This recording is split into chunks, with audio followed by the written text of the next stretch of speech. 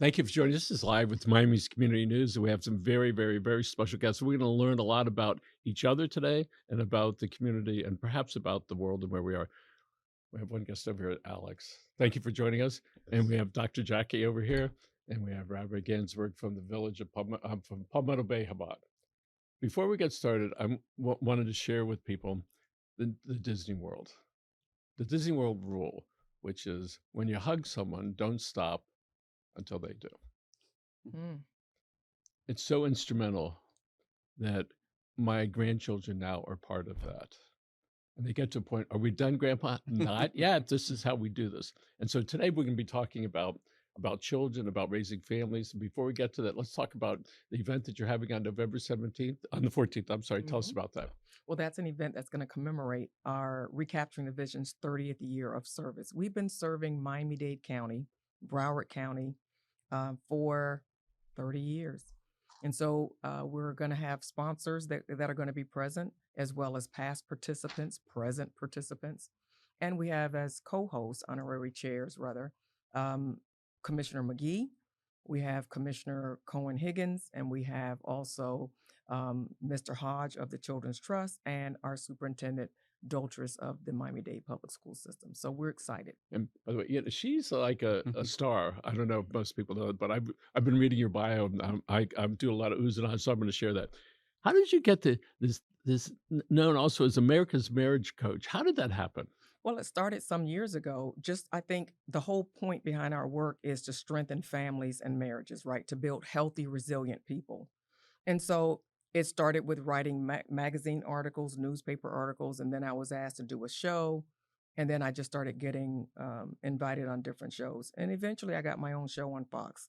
So you've been on Fox, NBC, TV One, Black Enterprises, CNN, and you have bestmarriagekeys.com is there. And also people can find out more about it. Just look on the internet. drjackie.com with a Q. With a Q. JACQUIE. And Rabbi, you moved from a few years ago to Miami and then to Palmetto Bay. So let's talk about why you chose Palmetto Bay out of all the cities in the county. Why Palmetto Bay? Palmetto Bay is the best city in Florida. Oh, the mayor there, she probably loves you. The mayor and the vice mayor, the whole council. So yes, it's a beautiful city. And 18 years ago, we saw there was no Chabad. Rabbi Felix approached me. They had Chabad in South Dade. And he told me that the new community doesn't have Chabad. We drove Old Cutler Road, and we fell in love with this place. And the rest is history. Yeah. So, Alex, you're known as the hugging guy. Yes. How did that happen? So, a lot of people don't know this, but Dr. Jackie here is my mother. I'm getting wife a lot, so I had to make sure that that's known, which is a good thing because she's such a beautiful young lady. Thank that you. they think that that's my wife, but that's actually my mother, and she set those values in me. Love is everything, not just in thought, but in acting it out. So I was always taught whenever you see someone, you greet them, you look them in the eye, you shake their hand.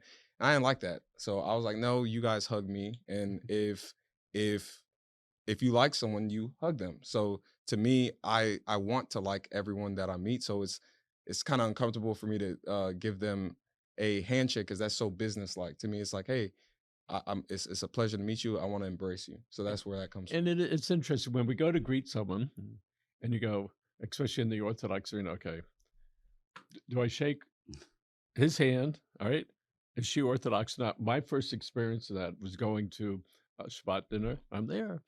And I went to shake it turned out that this is a few years ago, the rabbi's wife's hand. And I didn't know, all right? Because I come from an equal place. And I said, oh, she must not have seen me. So finally, I'm looking around. Other people are hugging and hugging her. And then finally, fourth time, she said, it's my religion. Oh, wait, no. All right. So, and getting along with people, and whether it's by shaking hands or by affirmative nod or by hugging. So, Doctor, tell us about the family unit and what we are all going, all of us, whether we're grandparents or soon to be parents or children, and especially in the Orthodox community, so many Orthodox families are rather large. And we're going to talk about that in a couple minutes. But tell us about the importance of it and how we get to stay together. How do we do that? I think creating resilient, strong families and teens, or children rather, is really a challenge, more so now than ever, for a number of reasons. Let's talk about the onset of popular culture and the bombardment of what we see on in media, television. I mean, songs, music, entertainment. That mountain has basically proliferated our society. Number two, you have the onslaught of AI. Online presence. People are engaging not to create real life connections, but they seem to be very open to communicating virtually, digitally. And so that ability to create real connection is what I hear people asking for every day, but it's the one ingredient that we're not cultivating. So every time that I choose to try to connect virtually versus creating a real time commitment with some person in real time, I am missing an opportunity to build the life skills, the communication skills, the nonverbal skills that are necessary to make that connection actually happen. And so, families, can you imagine parents are raising children trying to figure out with this changing landscape? How do I do that well so that my kids still come out healthy and strong? Years ago, Mark Zuckerberg said, we're going to take on TV and we're going to do these things called videos. That's probably 15 years ago. People are 6 times more likely to watch a video than a still thing. But the reality is, they measure that 3 seconds. That's the measurement. Mm. That's the measurement. Did somebody see it? 1 second, 2 seconds, 3. Yeah, they saw it. And here we are looking for that next shot of dopamine, the next adrenaline rush. Did they like me? All right. How many views did I get? All right. Is that so and so? And sharing and doing all this stuff, all hidden behind, all right, texting or behind that. So, Rabbi, you don't have a TV in your house, right? Correct. How do you know? So people that grew up with TVs knew that was like the central course. It would have been like right up here. And then whatever night is, you go there. And when you want to get stupid, sit out there for a couple hours. So tell us, instead of kids watching TV or going through their phone like that, how do you keep your family together? So we don't have a TV like many Orthodox family, but as you were saying about connection. So if a family has one, let's talk about a day that the whole family connects with each other, not with social media, which is Shabbat, Sabbath. So when a family makes a commitment twice a week, 3 times a week to have dinner together, it's beautiful. But then things come up and business, other events, and things get canceled. But if you have a commitment that comes from God, then you might have the biggest business deal of the year, the biggest show of the year. It's Friday night. You know your family is together and eating together, praying together, not having the phone and just on the table, not on the table, the whole Saturday for 24 hours, not touching your phone. It's a time that you're forced to connect. So, and that's what builds families. We had a girl, Ilana Askenazi, one of our students in our Hebrew school. She took upon herself every Friday, from Friday evening, from when Shabbat starts until the Saturday morning, not to touch her phone. And that's what we want to teach to the next generation. What you're saying to me is you made room for connection. And I think that that's what's not happening. Number two, I hear you saying that because there was a pledge made to God, we made the commitment before God, for God, we are going to make sure that nothing interferes with that time. Right. You can't lose. It's a winning recipe, isn't it? It's a winning recipe. And it's not a decision that we made, a commitment that we made. It will change. Other things will come here. Other things will come on the way. But when it's a commitment from God, nothing will change. You could have a little Friday night dinner. God forbid someone is in a hospital, just 2 people by themselves. Or you could have a beautiful Friday night dinner with the family, or in a ballroom in a hotel. Doesn't make a difference where. But the concept is to disconnect in order to connect. Yeah, I love it. When we started doing Friday night dinners at the house, for a while now, to have the grandkids come over, it's just extraordinary to see them into that. And I look forward to it. And when it's not there, it's like, I'm looking around. And it finally dawned on me, oh, there's something that's missing. I love that. we were going to start the tradition of every Sunday to doing Sunday dinner. So that can you imagine the women come together? You know, I'm the eldest, of course, but my daughter-in-laws, and they're preparing the food together, and then everyone is, you know, doing whatever, talking, playing games. We do puzzles, we do different things like that. You have to give room though to make connections. I think that that's a really foundational principle. And something that I want to add just from my generation, since I'm 32, it's so funny seeing a lot of my peers and just other people that are in the same stage as me. My generation really feels like freedom is not having boundaries and not having rules, which is to me very foreign because in everything that I've ever done, I was a Division I athlete, for instance, and that was a big part of my life growing up. You have to have so much structure to be able to perform at a certain level. Like anyone that's a professional athlete or doing anything at a high level, you can't do that and still do so many other things. And it's understood. But going back to the topic of raising healthy kids, there's a certain structure that produces that. But if you want the freedom that comes with no bedtime and we do whatever we want, whatever, then that's going to produce chaos and dysfunction. And that's going to result in you not having a healthy, structured life and healthy, structured kids. But I have a question though. To me, if you want no rules, isn't that tantamount to rebellion? 100%. That's what they're saying. I want no rules. And, you know, so you have to look at, you know, you have to look something in the eye. And call it what it is. Yeah. So really it's saying we're casting off restraint, rebellion. Yeah. So for me, people always say I have an old soul. And I always push back. No, I just have structure. But with that, a lot of people just know the older generation for having structure. So now you're calling something old when it's just right. Exactly. So so my structure looks different a little bit because I'm a different generation, but ultimately it's the same thing. So again, my mother didn't grow up with social media, but she still grew up with media. There's still TV, there's cartoons, there's things of that nature. So it's the same theme that you're battling against. It's just a new opponent.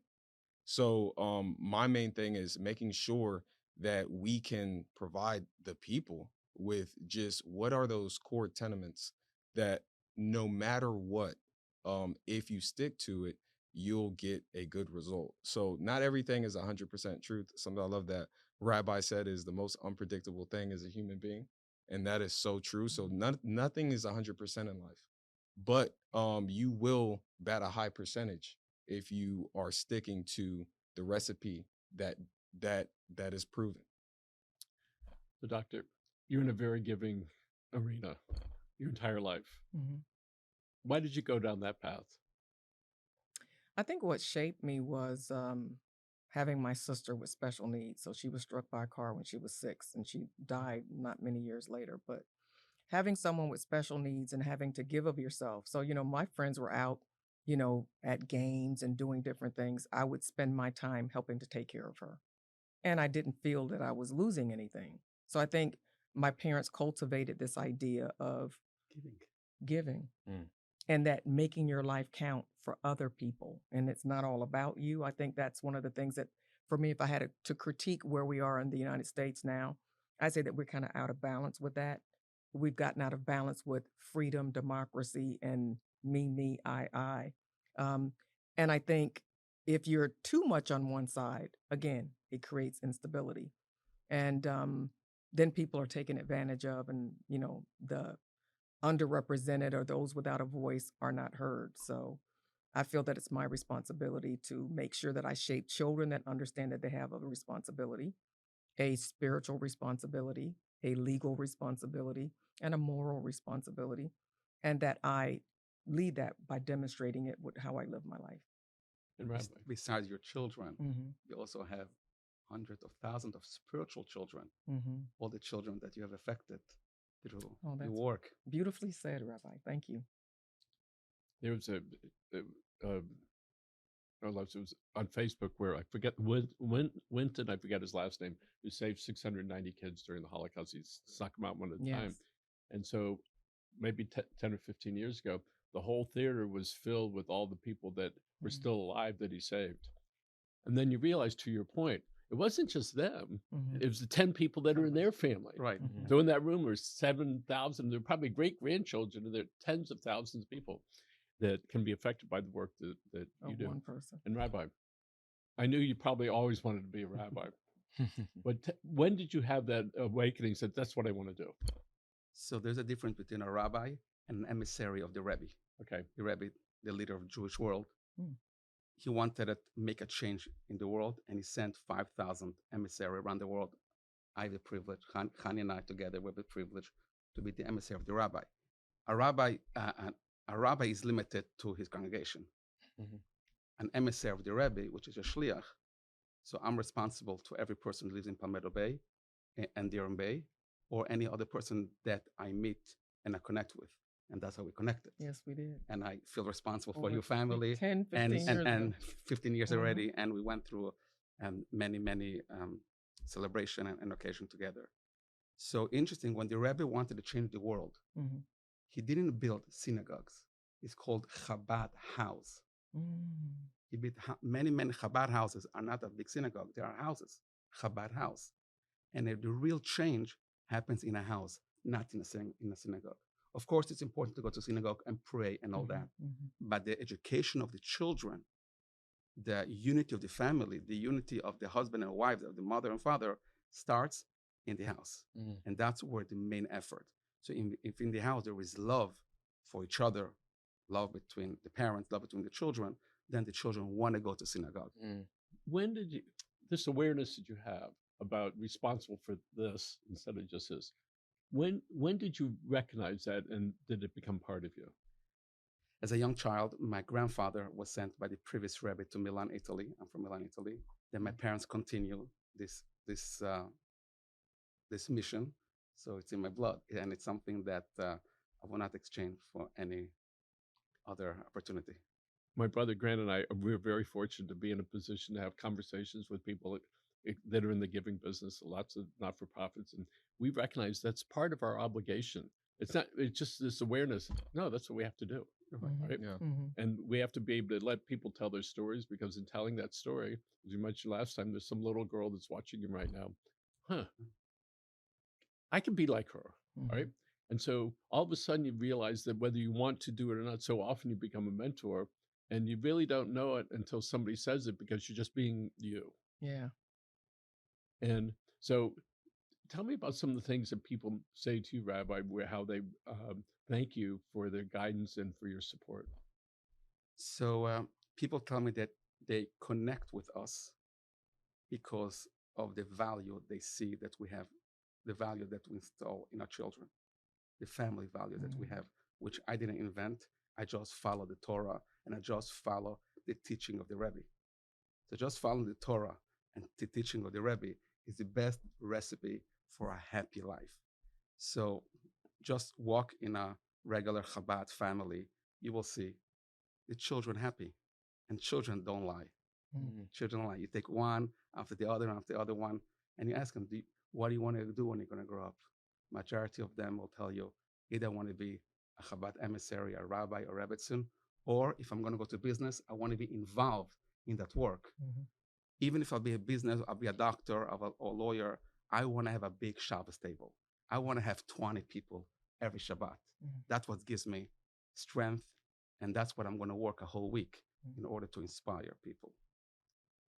There was new Rabbi, Ari Warbler, came to town. Right. There were Great about rabbi. 15 chapters, that's the term, that are sort of underneath the Coconut Grove, Right. a little north, or mostly south. So Rabbi Warbler comes to town, and his assignment was out west. I go, how many Jews could there possibly be? And you know what? He's finding them. And when he came to the house through my son-in-law, we had a dinner at the house. I personally left the tables there.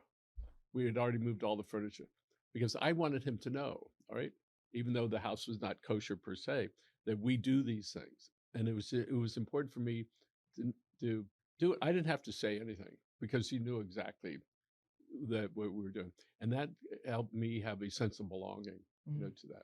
I've been fortunate to talk to 4 or 5 of the rabbis in the area. I think this young man was the first I think, that you did to fill in Yeah. here. Right? Yeah. And then, Okay. and then publicly out at Friendship Circle out there, I said, all right, let's go for it. Yeah. And then you said something interesting when you were gracious enough to bring one of the survivors here. Yes. And so he did the fill in, and he says, Michael, it's a blessing to do one right after Survivor. And I felt that. And not just because you said it, but because I see this guy who's 95-ish, 101. 101, all right, survived the concentration camp and spent his entire life living that and sharing it whenever possible. And what came out of a lot of that is we did a series of 7 interviews that Pharaoh Sachs did. Wow. We put it together, and then we made a sort of a documentary out of it. And that was, as Rabbi Ari said to me, sometimes, Michael, it's just an NC. I go, what is an NC? No choice. No choice. I said, yes, you're right. It was no choice. We had to do that. And I sat down with Farrah. Farrah, we have to do this. She said, you feeling it? I said, no. A month later, you feeling it? I think so. Finally, by the time we got started, she was in full zone. And it's because of the support that we see from the mostly the rabbis. So first of all, I want to thank you for serving the community. Second, for doing that stuff with my brother and me and all those folks. So Alex, here you are with these very educated folks. Yes. He's also very educated. And your mother has her doctorate in Education. Education. You're known throughout the country, been on many, many talk shows, right? Written some books. You're putting on this thing in a couple of weeks. So tell us about when people go here, what are they going to experience? I think they're going to understand what we have been doing, the work we've been doing in the community. They'll also understand, because we're now launching a big project, the Global Leaders Village.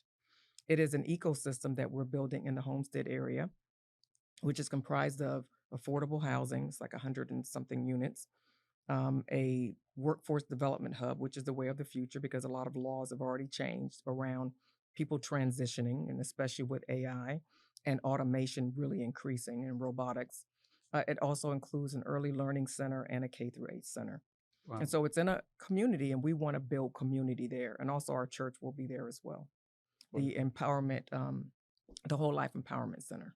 And how do you fit into this whole process here? Oh, man. So I've been blessed enough to be selected to be the CEO designate, or the new incoming CEO in 2026.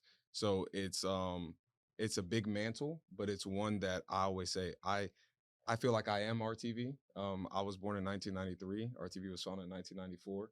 And there hasn't been one part of my life where I wasn't a part of RTV's growth and programming. Even when I used to make him volunteer, and he used to go screaming and kicking, Yeah. Literally. You started RTV in 1994. Yes. A year after he was born. Yeah. So how did you do that? It Say, was- I got this little kid. He's I running know. around, not quite, but close. And I have an older brother that was born Yeah. in 1992. So think about that. Yeah, 92, so I had 93, two kids 94. under the age of 3 at the Yeah. time, but it was something. I had a really unusual experience. I had a spiritual experience where God came to me and said, "This is something that He needs me to do." It was without pay. There was no budget, no funding given, and I had a sickly child. He was born with a hole in his esophagus, which actually leaked his digestive fluid into his lungs and caused a cyst in his lungs. So, I mean, he was in the hospital a lot and things like that, and he was on medication. It was not an ideal time, but we know that a lot of what we need to do in the world has nothing to do with what's convenient or what makes sense or what's even logical. It was illogical for me to take on something like that at that time. And I remember originally I told the school board no, and then that day my husband and I are on the lake with our jet ski, and I just had this experience. I need you to do this. And I'm like, but I'm not going to even get a budget. I'm not even going to be paid. I'm going to be working 2 jobs, And it was that I understood it. And when I undertook it to just get it done, and say, here, God, here you go. But how can we learn to trust our intuition, or whatever you want to call that, to where you go, okay, let's go do that? Well, I'll tell you this. I've read the autobiographies of a lot of very famous people. They all said one thing, that they all said the same thing. When I learned to trust that little voice that I would hear inside, that's when I noticed the complete trajectory of my life changed. So I think there's some value to listening to that and trusting it. Actually, scientifically, there is research that talks about how the brain is wired into the gut, the actual stomach. So when you get these feelings, it's actually scientifically connected. But I believe it's God's way of communicating to you to tell you what you ought to do. We don't always have time to, you're in a meeting, pray and say, God, what should, but I believe he gives you this opportunity to know what it is that you ought to do. And so you just need to follow. We had some folks here from Strive 305. Sometimes we do shows with them a With lot. Tito. Yes. Isn't it? Tico. There you go. And so the group of them were here, high energy. Mhm.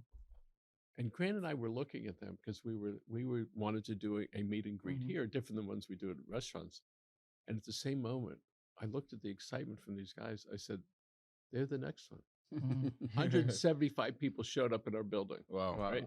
That's Here. incredible. But I believe it. All right. And it was just that, I don't know where it came from, but it was, all right. And I did want to share a couple little things. When Hurricane Andrew came and it ripped apart our house, and people, and Grant and I have always been givers, tough for us to receive. I've learned to accept that as part of my growth. And so people started sending us stuff. The house was torn apart, toiletries, clothes, money. And I said to my wife 30 some odd years ago, I go, what did we ever do to deserve this? And so I lived with that for a long time, always looking for that answer. Well, about 2 months ago, I was walking through the building. And I said, what did I deserve? What did I do to deserve all this? And I just answered, because you're a good guy. It was just that clear and that spontaneous. And connecting that to, of Course in Miracles, which I started taking years ago. And after the 6th week, I said, I think I got it. So I said to myself, Michael, if you think you got it, how much of it do you really think that you got? There you go. So in understanding this about life and being able to give and to receive, and that it's important for us to be able to do both of those. And so you spend your life giving to people. I try.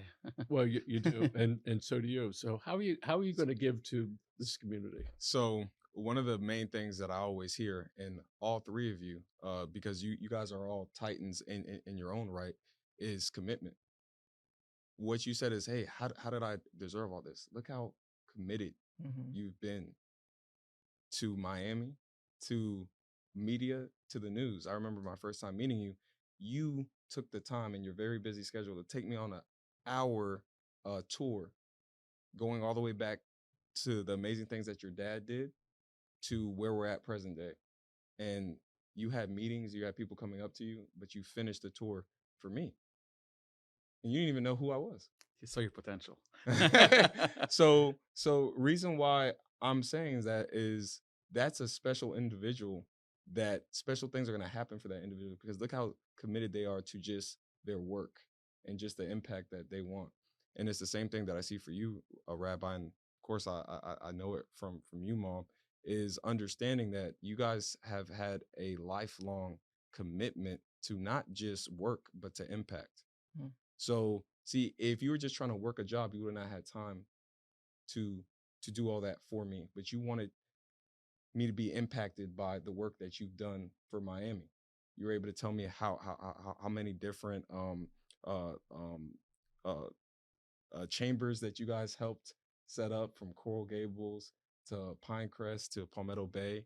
And just seeing that, I was like, oh my God, this is incredible. And it wasn't about you. It was always about what you helped create. And I definitely see that in recapturing the vision. It's something that came from my mom, but it's not meant for just my mom and just for her lifetime. So me understanding that it's a lifelong commitment for me, but it's something that I want to live past me.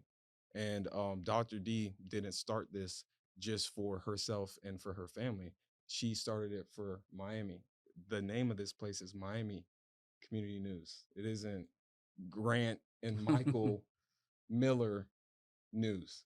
So that's why you've had the impact of millions of people that have lived here for the last 35, 40 years, is because your impact wasn't about yourself. It was about the community that you serve. Well said. Well said. Wow. It's tough. It's tough for me to hear Beautiful. that. So I'm going to try to do this. I've been waiting for the right opportunity. It means a lot to me. Thank you. Absolutely. Wow.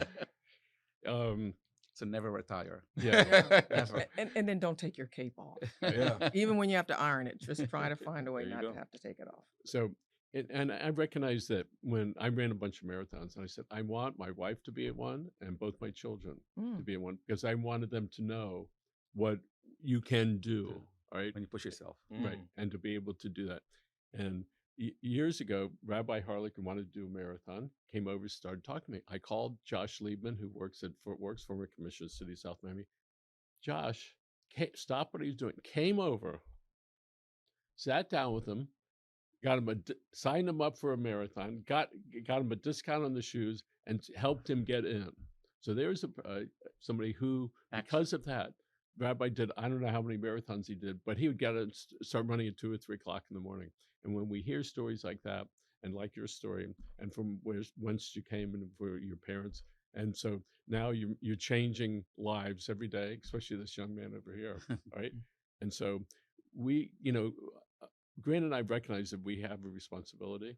Mhm. And when my father took me to the marches in St. Augustine, I mean, why did he take me? Because 65 years later, I would be sitting here doing Yeah. something very similar to what he did, and being able to share that moment. That I hope that we can share what we go through, so Miami and subsequently everybody that is connected to that will live a better life. So it is always a pleasure with you, and you're looking Always. gorgeous all the time, right? Thank you. And we look forward to the event up here, but that's going to be in a couple of weeks, right? It And people is. can go to, what's the website they can go to? Well, actually, they can go to rtv.com. Oh, there you go. .org. .org. I'm Yeah, so yeah, sorry. I did say sorry. .com. Remind me. And There's also sponsorship opportunities. okay. Yes, But, definitely. y- We you know- still need sponsorship Okay. opportunity. And by the way, I forgot Emily. Put the camera on yourself. Let's say hi to Emily. Where is she? Hi. There she is. Emily's joined us. And besides, she produces shows. All right. She has her own show on Thursdays ish called Everything with Emily. All right. And she interviews from young people to much older people. Yesterday, we put her feet to the fire and they said, there's somebody that I want you to be their host. You've never done it before. You don't have any notes. Okay. Up to it. One of the things that we try to do is we try to make stars, right? And we do that by design. It's not an accident. Sometimes we have to be pushed to do that. And I clearly remember 15 years ago, there was a guy over the camera. He chased me around the building. I go, no. I said, we'll do it tomorrow. I said, Michael, it's Friday. You're not going to be back until Monday. I don't come in until next Friday. When are you going to sit down? And sometimes we have to be pushed like that. Mhm. So I hope your mom pushes you Yes. continually, all right? So you can achieve greatness in here. And it does make a difference. It does. We know in Homestead there's I forget the young lady's name who was sexually abused, and she bought a church building, and they've got a lot of social services there. She does such a great job. She got $500,000 from the Miami Foundation, $1 million from Jeff Bezos, McKinsey's wife, husband, whatever. And what a difference! And she ended that talk with her. If you're sexually abused, it is not your fault. You are not alone, and call me. Right. And so there's Grant and Angie over there. Grant, they said such nice things about you, right? The bar is pretty low, man. And I did want to end with, I had the pleasure of talking with Rabbi Manis Friedman, probably the #1 YouTube rabbi. I mean, he's the #1 rabbi, but it's big on YouTube. And so I spoke with him about his book, The Joy of Intimacy. He wrote, that was one of his first books, I think. And I said to him, Rabbi, I had a moment of intimacy, this very high level, holding my wife, saying, how can I get more of that? And I don't know what I was expecting. He said, Michael, he said, remember, it's all about them. That's it. And so as we go through our lives and we try to do things, it's about them. And my wife, I always have a joke. No, it's about me, baby. But if you can live for her while you're living for God, and if she can live for you while she's living for God, everybody's covered. Yeah. So thank you very much for being here. And people can find you all over the internet, everywhere. People can look you up, right? Village of Palmetto Bay, Chabad, or Chabad of Palmetto Bay. Rabbi Gansburg, they have services. They also have a women's organization that's there. I know somebody that goes there. And it was interesting because she said, I don't want to be part of the religious organization, but I like being with the women that are Jewish there. So, Wow. Alex, Yes. You got a pretty high bar, buddy. Absolutely.